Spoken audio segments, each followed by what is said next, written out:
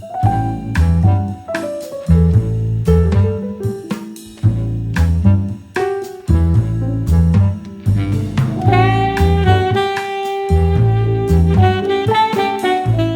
guys, j'espère que vous allez bien. Aujourd'hui, on se retrouve dans cette vidéo vlog. Aujourd'hui, ça va être un vlog monthly reset. Alors, qu'est-ce que c'est? Pour ceux qui ne connaissent pas le concept, c'est un petit peu de mettre à zéro les compteurs du mois, de s'organiser, de vraiment bien s'organiser pour le mois, ou en tout cas pour ceux qui restent du mois. Et là, franchement, j'en ai vraiment besoin. Donc je vous fais cette vidéo parce que, en fait, dans cette vidéo, je vais vous montrer tout ce qui est en rapport avec mon bullet journal, avec mon reading journal, avec les annotations de mes livres, et je sais qu'il y a beaucoup de personnes que ça intéresse. Je fais partie des premières personnes à regarder ce genre de vidéo tellement j'adore ça. Avant de commencer, je voulais vous montrer, j'ai reçu une pochette pour mon iPad, elle est trop belle, je suis trop contente, elle est vraiment trop mignonne, trop cute, et voilà, je l'aime trop, elle est rose à l'intérieur. Et derrière vous avez juste un petit miroir, mais en soi c'est pas le plus important, c'est vraiment pour le design ici que je la voulais, je la trouve magnifique. Donc j'ai reçu ça, j'ai également reçu une pochette à livres, alors c'est pas vraiment une pochette à livres, hein. C'est une boutique coréenne, enfin une créatrice coréenne en ligne qui fait des pochettes plutôt pour les iPads. Et moi du coup j'ai commandé pour l'iPad avec un petit format, du coup parce que mon iPad, je voulais pas une pochette à iPad, j'avais pas besoin d'une pochette à iPad, mais je voulais plutôt une pochette à livre. Sauf que les pochettes à livres ça n'existe pas en Corée, enfin c'est très rare qu'on envoie des book sleeves, ils connaissent pas trop, ils sont pas très lecture non plus, donc en soi c'est vraiment un truc qu'ils découvrent, parce que moi j'en vends, mais j'en vends pas beaucoup justement parce qu'ils connaissent pas, mais je vois quelques personnes qui en vendent, mais c'est vraiment très rare par rapport aux États-Unis par exemple. Mais bref, du coup je me suis dit une pochette à iPad ça fait exactement le même effet, elle est trop belle avec des petits nœuds dessus, j'adore, et puis la taille c'est vraiment parfait quoi, vous voyez que je peux mettre complètement mon bouquin à l'intérieur, c'est vraiment parfait. Avec le petit bouton devant pour fermer, comme ça le livre ne sort pas, donc c'est vraiment magnifique. Elle est trop belle, elle est très épaisse, elle est vraiment trop agréable. Donc voilà, c'est trop cool, je viens de recevoir ça aujourd'hui. Donc je me suis dit, ouais, bah vous voyez que d'ailleurs c'est la taille du petit iPad, mais en vrai, bon le mien ne rentre pas parce qu'il est un petit peu plus grand, mais en vrai, c'est presque la taille d'un grand iPad aussi, donc... Bref, en attendant, je pense que je pourrais rentrer les livres comme Powerless qui sont vachement épais. Parce que ce sont, voilà, vous voyez, c'est des reliés. En général, les pochettes à livres format broché, on peut pas vraiment rentrer les reliés dedans. Mais là, pour le coup, elle est tellement grande la pochette que ça rentre également. Donc je suis trop contente. Ça va être super. Donc ce que j'ai prévu de faire aujourd'hui, ça va être les annotations de Powerless, parce que en lisant Powerless, j'ai quand même pas mal annoté le bouquin. Vous voyez qu'il y a mes petits post-it partout, mais je n'ai pas fait mes annotations et je veux vraiment les faire, mais parfaitement. Je vais vraiment y mettre du cœur pour les annotations de Powerless parce que j'ai adoré cette lecture. Donc voilà, je vais faire ça. Si j'ai le temps, je dis bien si j'ai le temps, je ferai peut-être aujourd'hui la mise à jour de mon reading journal sur mon iPad, donc le digital reading journal, qui d'ailleurs est disponible sur mon Patreon si vous voulez l'acheter, si vous voulez vous le procurer. Donc n'hésitez pas, je vais faire ça et puis je vais mettre à jour mon reading journal, mon bullet journal en fait, papier, version papier, parce que pareil, ça fait très longtemps que je ne l'ai pas fait, enfin très longtemps. On a commencé l'année il y a 2 semaines. Mais en soi, pendant 2 semaines, j'ai pas beaucoup mis à jour, j'ai pas trop eu le temps. Donc c'est ce que je vais faire aujourd'hui. Alors j'ai préparé le livre ici sur le bureau et je viens d'imprimer en fait des photos pour mon esthétique ici et ici pour pouvoir découper et mettre à l'intérieur du bouquin, parce que je pense que je vais faire mon esthétique à l'intérieur du livre. Vous savez que j'aime bien de temps en temps décorer les premières pages des livres avec les personnages ou les scènes, des moments importants du bouquin qui m'ont fait rêver. Et j'avais trop envie de faire la esthétique donc de Powerless, donc c'est la raison pour laquelle j'ai imprimé tout ça. J'ai trop hâte de découper tout ça et de le mettre à l'intérieur du livre pour créer mon esthétique.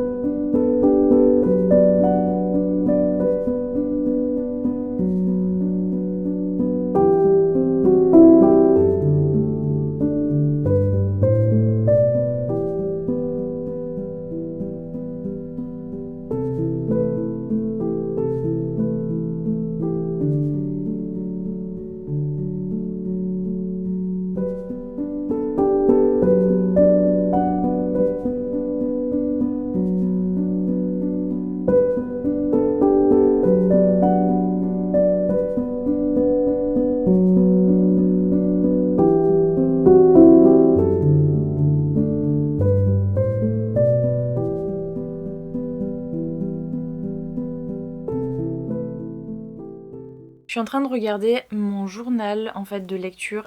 Parce que oui, j'ai fait mon journal de lecture en version papier. Je vous avais déjà dit, je voulais mélanger cette année mon journal de lecture avec mon bullet journal.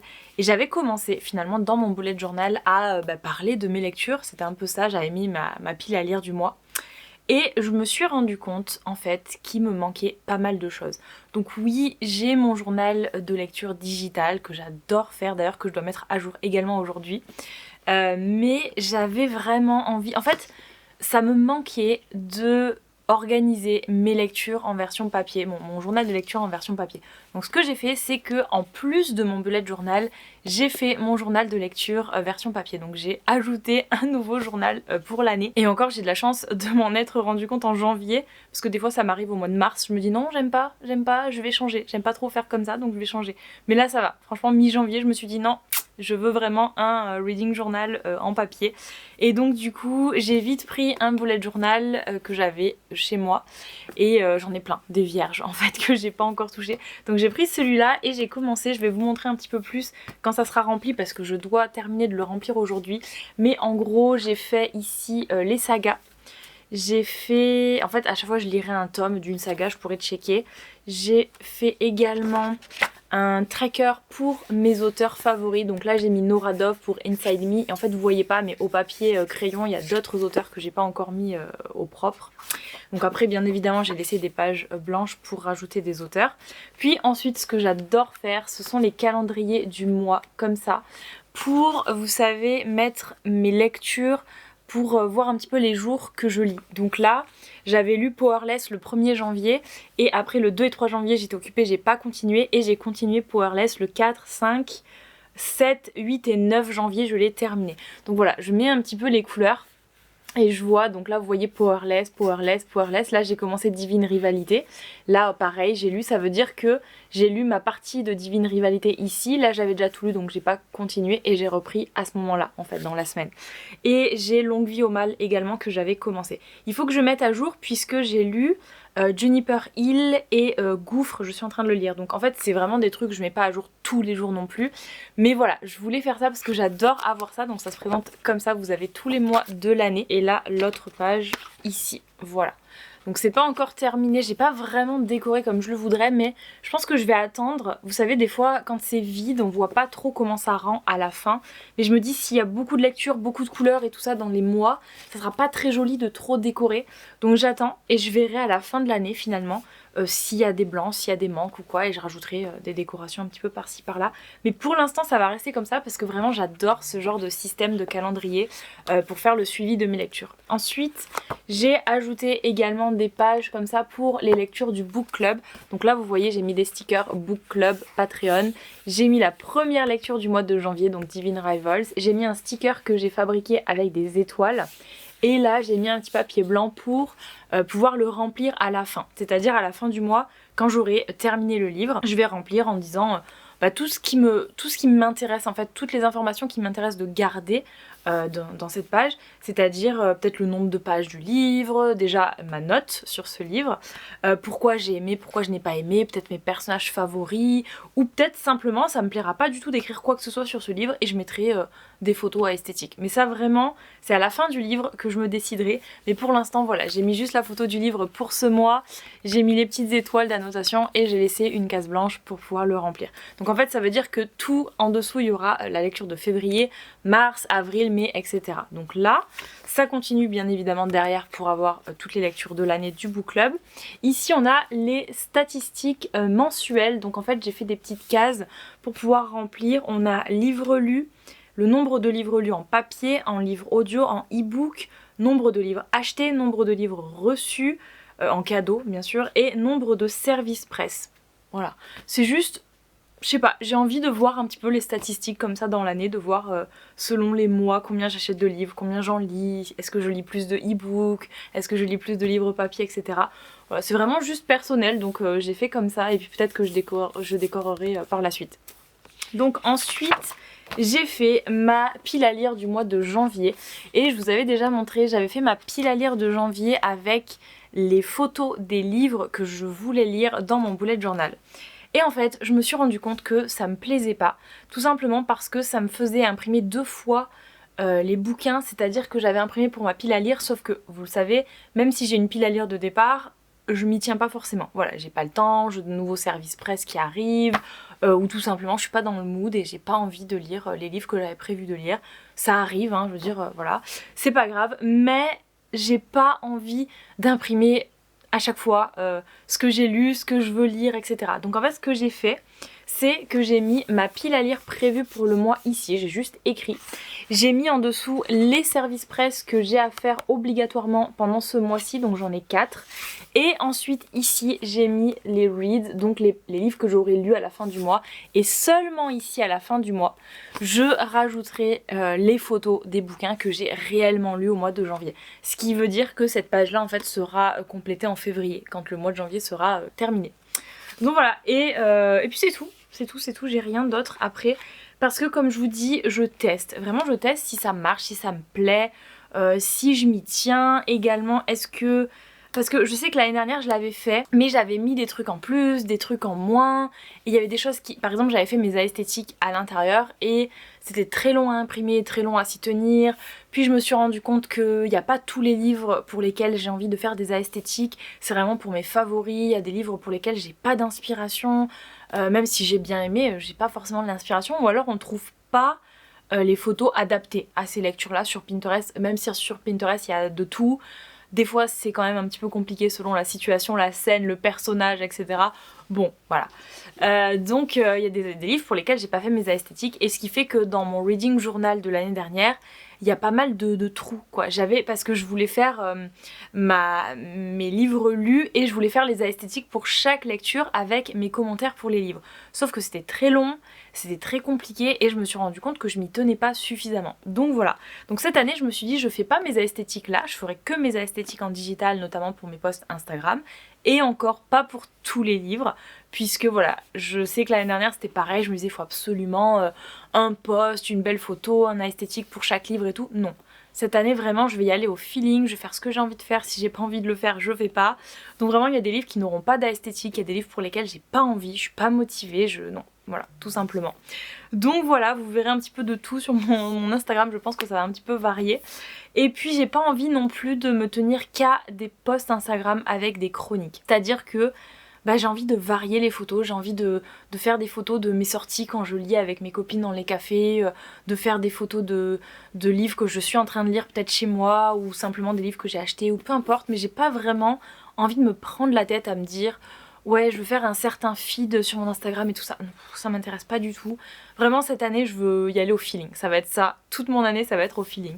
Et donc, ce feeling-là, je l'avais pas du tout pour le journal que j'avais fait l'année dernière.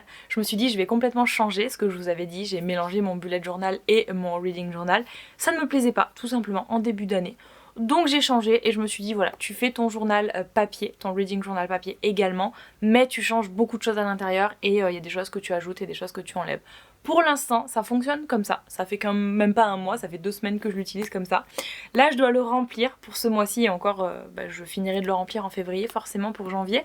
Mais voilà, pour l'instant, j'aime bien. Donc peut-être que avec le temps, dans l'année, je rajouterai des trucs, j'enlèverai des trucs, je changerai des trucs. C'est possible. Mais pour l'instant, ça ressemble à ça. C'est vraiment, je vous dis, c'est vraiment la vidéo. Je mets tout à jour, je m'organise parce que vraiment, il y a des trucs qui n'allaient pas. Et je vous dis, je préfère que ça arrive en début d'année. Comme ça, je suis tranquille. Voilà.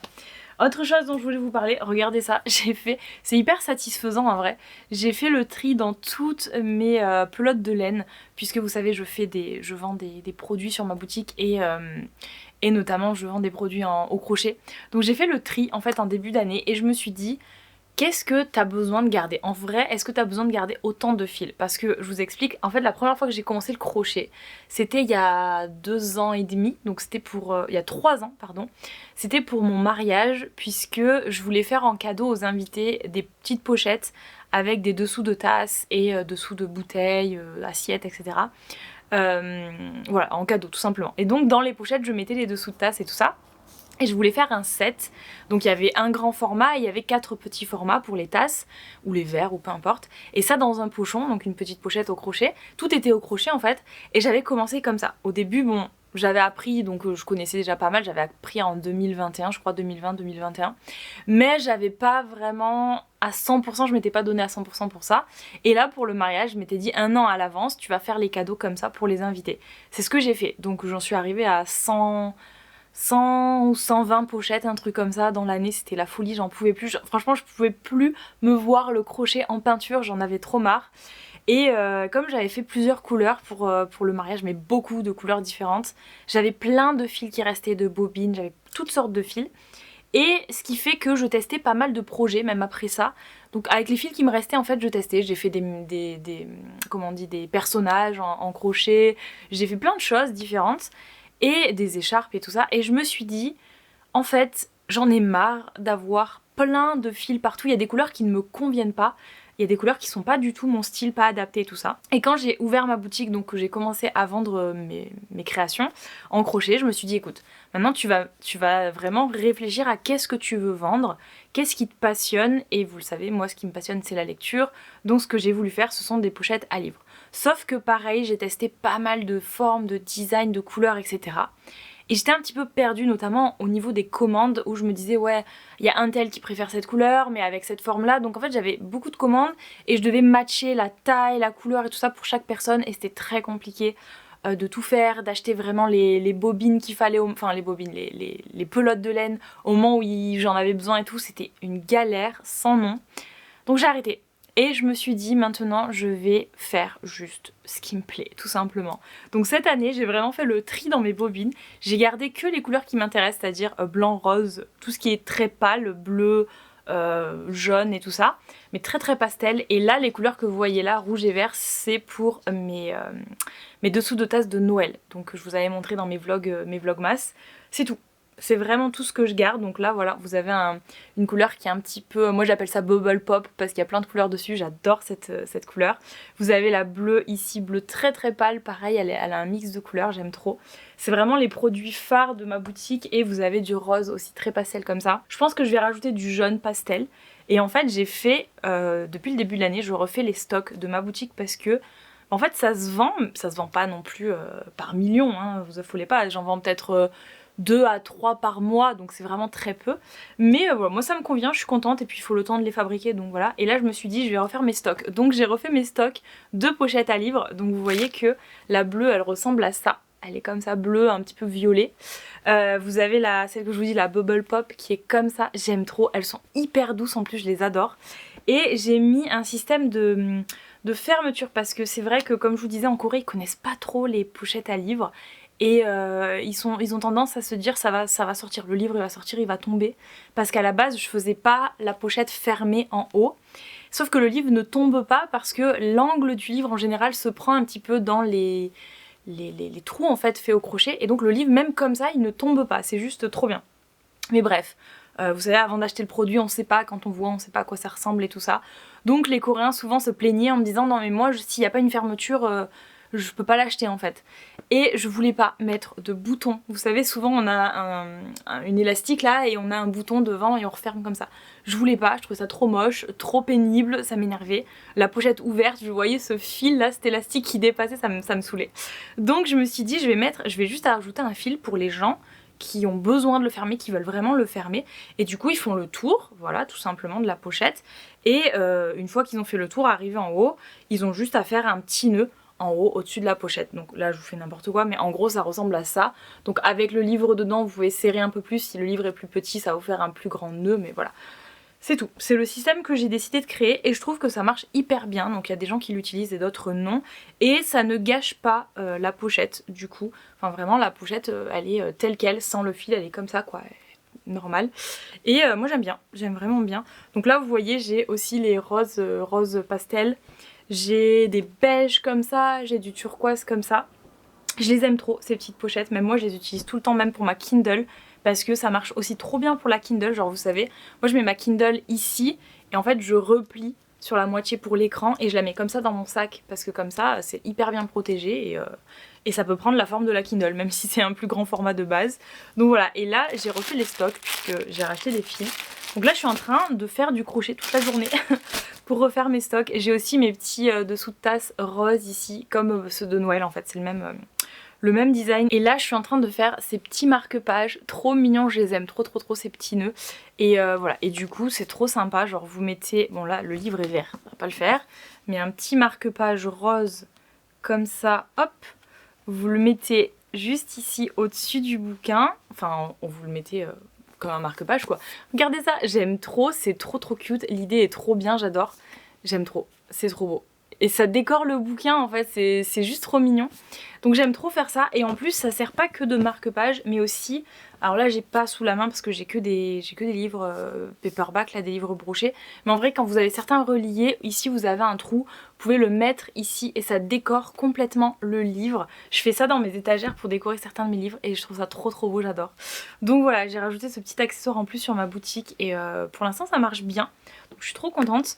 Donc voilà, c'est un petit peu ce que je voulais vous dire sur ma mise à jour en début d'année, parce que je sais qu'il y a beaucoup de gens qui me demandent aussi, qui veulent savoir comment je m'organise, tout ça, parce que j'ai la boutique, j'ai YouTube, mes lectures, Instagram, j'ai mon travail à côté, enfin c'est vrai que ça fait beaucoup de choses. Et là je me suis dit, voilà, faut mettre de l'ordre dans tout ça, tu peux pas proposer des tonnes de produits pour adapter à tout le monde. Je vais proposer vraiment que ce que j'aime, comme je vous dis sur Instagram, je vais aussi faire que ce que j'ai envie de faire, et puis ça plaît ou ça plaît pas, et puis peu importe, voilà. Autre chose que je voulais vous dire, ah oui d'ailleurs, je suis en train de voir s'il y a moyen de vendre en France, d'envoyer en France sans que les frais de port soient trop élevés. Donc à la base j'envoyais mes colis dans des boîtes, dans des box en carton. Et le problème de ça c'est quand on envoie des colis dans des box, c'est vraiment au prix donc d'un envoi lourd on va dire puisque c'est un carton. Je me suis renseignée et apparemment si j'envoie, vous savez dans des papiers bulles un petit peu épais, des enveloppes on va dire bulles, ça passe au format lettre donc c'est beaucoup moins cher. Et ça s'envoie, il n'y a pas de problème. Moi j'ai des amis qui ont reçu mes produits donc c'est vraiment pas un problème. Mais c'est carrément moins cher aussi et je me dis peut-être que dans l'année je vais avoir la possibilité de vous proposer ce genre de choses parce qu'il y a aussi beaucoup de monde qui m'envoie des messages en me disant mais tu nous parles toujours de tes produits dans tes vidéos ou quoi, mais est-ce qu'il y aurait moyen de les acheter? Et c'est vrai que je fais des marque-pages, je fais des stickers pour du journaling, je fais des pochettes à livres, et je fais mes vidéos en français, donc pour les Français, et je vends pas en France. Donc voilà, il y a beaucoup de gens qui me demandent, qui me disent ouais mais moi j'aimerais bien acheter, si tu vas en France je te ferai des commandes et tout ça, mais c'est vrai que les frais de port étant beaucoup trop chers, je vais pas vous proposer des stickers à 2-3 euros comment on dit, la feuille quoi de stickers, la planche de stickers et des frais de port à 7 ou 10 euros, c'est même pas la peine, voilà. Donc voilà, j'essaye de voir cette année s'il y a moyen de pouvoir réouvrir mon site parce que j'avais mon site sur Shopify à l'époque et s'il y a moyen de donc pouvoir envoyer en France pour pas trop cher. Voilà, je vous tiendrai au courant dans l'année en tout cas, mais j'essaye de faire ça. Et autre petite chose, on va terminer sur ça, je voulais vous parler également de mes lectures, puisque quand même on est sur une chaîne lecture. Donc là j'ai terminé Juniper Hill, j'ai terminé hier soir. J'ai trop aimé, franchement j'ai trop aimé. Il est trop bien, il est mais... Vous savez, quand j'ai commencé Indigo Rage, vous le savez, devinez Perry, j'ai même plus besoin de me répéter sur cette chaîne, je crois, c'est devenu mon autrice pas favorite, je peux pas dire favorite parce que j'en ai d'autres, des autrices favorites, mais une de mes autrices favorites et de loin même, avec Crossroads que j'avais lu en VO cet été, je crois que c'était, enfin l'été dernier du coup, et j'avais trop adoré, j'avais vraiment trop adoré la plume, l'histoire, l'intrigue, vraiment c'était trop bien, c'était marrant, c'était frais, c'était simple.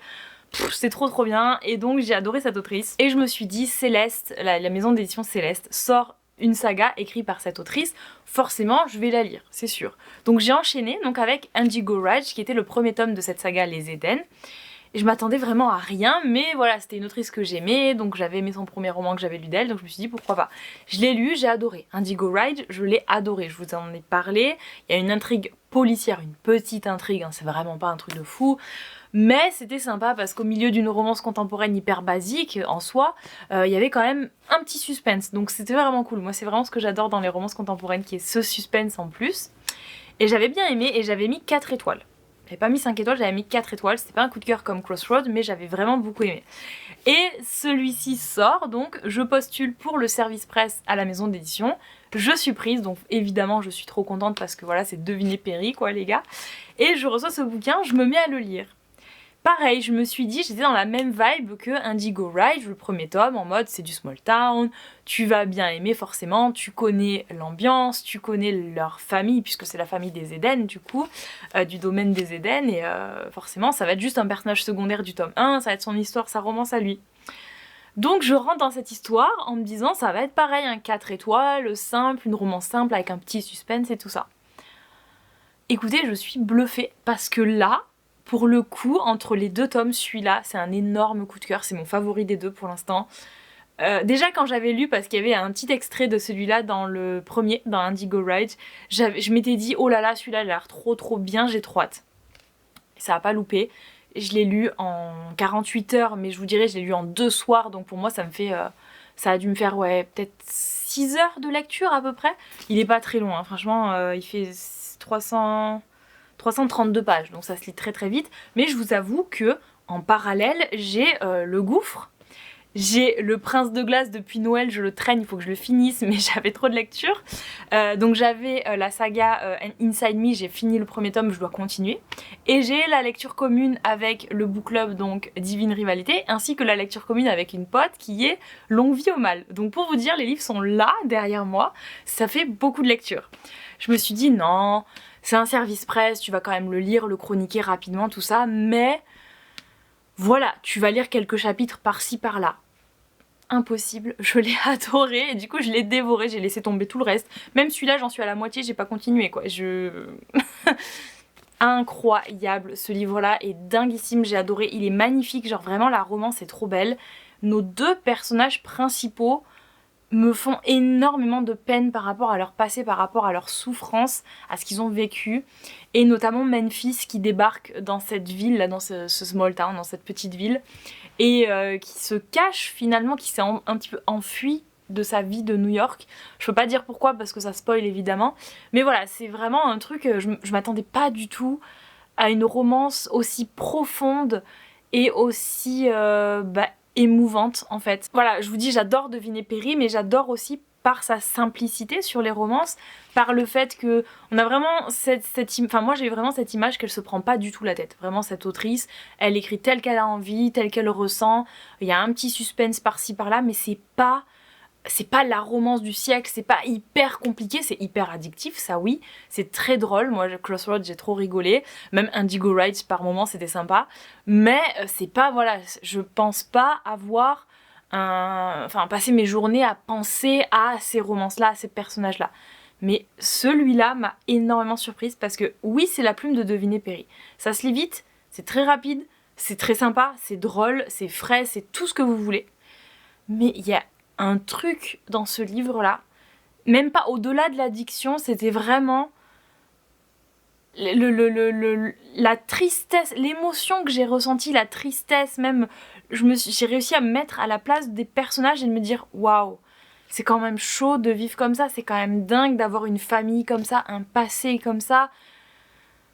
Je suis arrivée à la fin de ce livre complètement bluffée par le travail de l'autrice en me disant mais waouh, elle a tellement bien écrit et tellement bien géré. Et en plus dans cette histoire il y a un petit au milieu qui a 3 mois, 4 mois, donc vraiment un nourrisson quoi, un bébé qui mérite pas tout ça et tout ce que la famille de la protagoniste principale de Memphis fait endurer à Memphis et à son fils, parce que lui, il a rien demandé, hein. Lui il est né au milieu de cet environnement, c'est très dur, c'est très compliqué. Je pense que le fait qu'elle ait un bébé, ça rajoute un petit peu ce côté dur et ce côté émouvant à l'histoire, beaucoup plus, je pense, que si la fille avait été célibataire. Oui, puisqu'elle a quitté son mec. Je peux pas trop dire parce que sinon ça spoil trop. Mais en gros, ouais, elle avait un gars, elle l'a quitté. Il l'a quitté plutôt, mais enfin, elle l'a quitté, il l'a quitté. Ils se sont mis comme un accord, mais à cause d'un truc super important que je peux pas dire.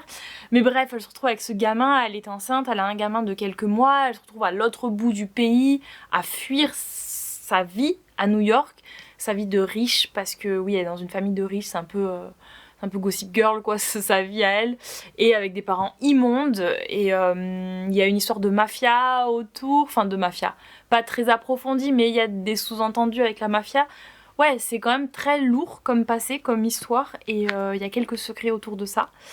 Et pareil pour lui, en fait, le protagoniste principal qui est Knox Eden, du coup, qui est là, qui a perdu un fils, mais pas dans le sens où on l'entendrait, genre pas par rapport au fait qu'il soit décédé ou quoi, c'est pas du tout ça, c'est autre chose encore, mais en tout cas il a des problèmes, donc il a des traumas on va dire avec les bébés, et il se retrouve avec une fille qui vit avec lui et qui a un bébé du même âge que celui qu'il a perdu, et il a du mal à dealer avec ça, sauf que lui, c'est pas un enemies to lovers du tout, mais au début ça part sur ça parce qu'il peut pas accepter cette fille qui devient sa colocataire à cause de sa sœur, qui lui dit elle va travailler avec nous, elle a besoin d'une maison, blablabla. Enfin, il faut que vous lisiez ce livre pour comprendre, je pense que c'est compliqué, tordu à la fois, et pourtant c'est très court, hein. Mais il se passe énormément de choses et ça m'a un petit peu retourné le cœur, clairement, ça m'a fait beaucoup de peine. Ça finit très bien, bien évidemment. Mais ouais, c'était très émouvant, j'ai adoré. J'ai adoré ce livre-là, ça m'a bluffé. Il est génial. Donc voilà. Parenthèse faite, il faut que je termine, comme je vous disais, ces deux-là. Puisque bah, le gouffre, j'en suis à la page 219. Donc j'avance un peu, mais chapitre 28. Donc le gouffre, par contre, je vous avais dit que j'avais eu un énorme coup de cœur. C'est un peu le contraire avec la saga précédente, les Éden. C'est que j'avais eu un énorme coup de cœur pour le tome 1. J'ai adoré nos protagonistes, l'histoire et tout ça. Mais là, ça s'essouffle beaucoup en fait. Vous voyez, hein, le tome est très très gros. Il y a beaucoup de détails qui pour moi n'ont pas lieu d'être. Franchement, c'était pas nécessaire de faire aussi long. Et en même temps, c'est super bien écrit et c'est... En fait, on a envie de connaître les détails, on a envie d'avoir une description, une narration, etc. Mais au-delà de ça, je me dis, il se passe pas grand-chose finalement. Le cliffhanger du premier tome se résout ici, mais alors pas du tout au début quoi. Il faut en passer des chapitres avant d'avoir le fin mot de l'histoire du tome 1 finalement, pour enchaîner avec une autre histoire qui continue dans celui-là. Mais je trouve que ouais, c'est vraiment long pour pas grand chose. Et dans tous les cas, on savait que voilà, le tome 1, il se finit forcément sur un cliffhanger, mais on se dit non, mais c'est pas possible. C'est comme Lake Stone. Pour ceux qui l'ont lu, vous comprendrez, mais on se dit non, c'est pas possible en fait. Et oui, c'est pas possible. Donc, ça se résout dans ce tome-là. Sauf que, ouais, je sais pas, j'arrive pas à accrocher autant que pour le tome 1. Voilà. C'est tout simplement, c'est ça, j'arrive pas à rentrer dans l'histoire, je trouve ça trop long, trop ennuyant en fait. Finalement, c'est un peu ça. Et ouais. Je suis vraiment déçue parce que j'ai tellement aimé le premier tome. Par contre, l'intrigue est toujours cool. Je veux dire, j'ai envie de savoir comment va se terminer l'histoire, comment ça va se résoudre pour ces pauvres habitants qui habitent à la pointe. Mais ouais, je trouve ça très très long. Vraiment très très long. Et il y a un nouveau personnage que j'aime bien, Ruby, que j'aime beaucoup.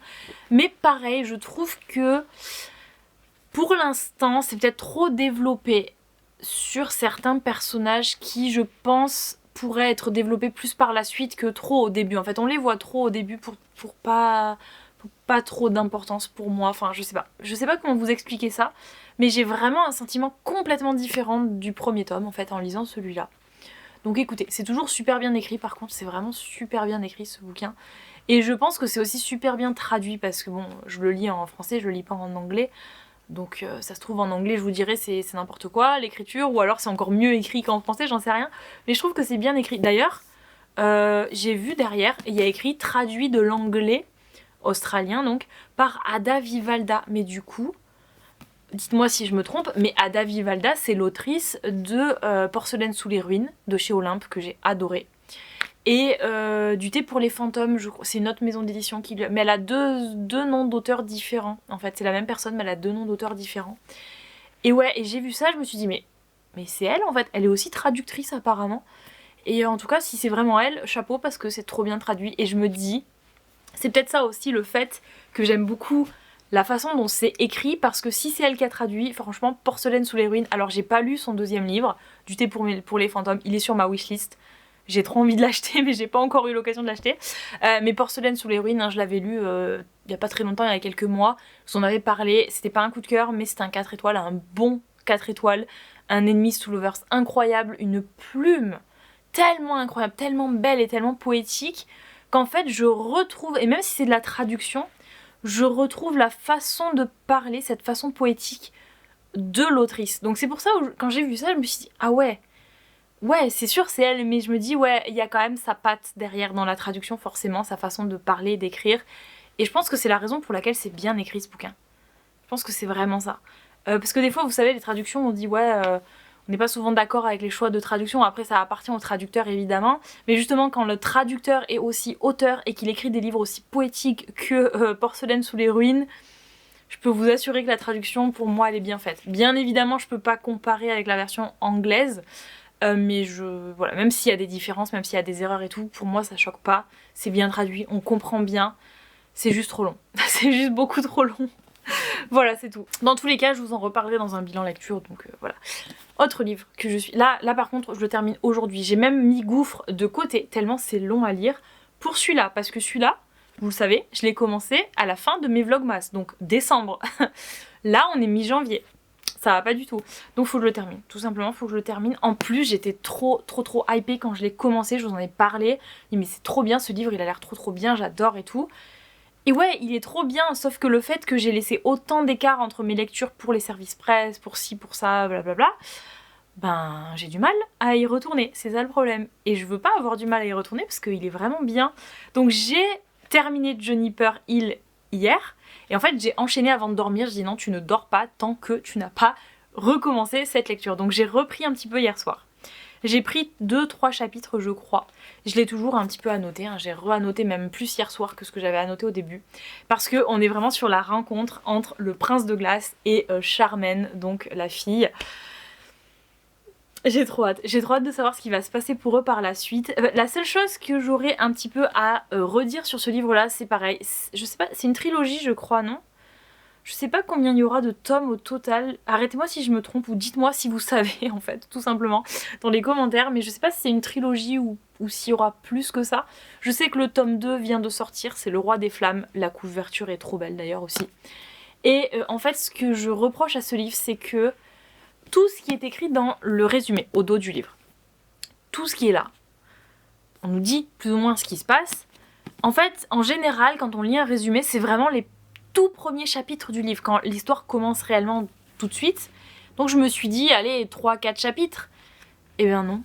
Parce que là, les gars, j'en suis là. Donc j'ai lu tout ça, hein, donc presque la moitié du bouquin, chapitre 21. La rébellion a eu lieu au chapitre précédent, au chapitre 19 ou 20. Je l'ai lu hier soir, la rébellion, qui est écrite dans le résumé du bouquin. Donc pour moi... je trouve ça vraiment long pour un début. C'est vraiment addictif dans le sens où j'adore le fait que le prince des glaces, là, de glace, c'est la reine des neiges en fait. Le gars, c'est vraiment la reine des neiges, ça me tue. Et j'aime trop. Et le fait qu'il ait été emprisonné par son père pendant 5 ans, tout ça parce que son père a peur de son pouvoir et tout ça. L'intrigue, la base de l'intrigue est trop cool. Mais en fait, dans tout ça, il se passe rien. Il se passe rien du tout. On rencontre nos personnages. C'est juste ça.